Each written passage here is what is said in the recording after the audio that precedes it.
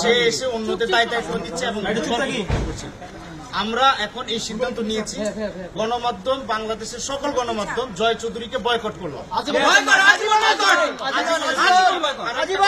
চাই এই ঘোষণার সঙ্গে যদি শিল্পী সমিতি একমত না হয়, শিল্পী সমিতি যদি তাদের কোনো কার্যক্রমে এই ছেলেকে রাখে, তাহলে আমরা শিল্পী সমিতিকে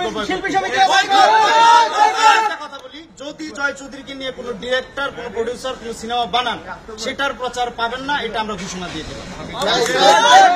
সেটা নেবেন।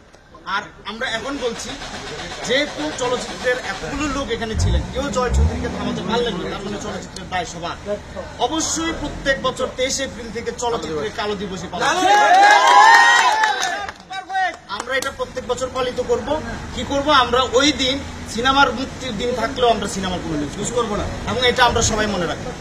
এটা আজকে নিউজের মাধ্যমে এটা প্রতিষ্ঠিত করবো। ডিসিশনগুলো হয়েছে যে রুগীদের ক্ষয়ক্ষতি পূরণ করবে, তারা ক্ষয়ক্ষতি পূরণ করবে, তারপরে যত ইনস্ট্রুমেন্ট ভাঙছে সেগুলোর ক্ষয়ক্ষতি দিবে।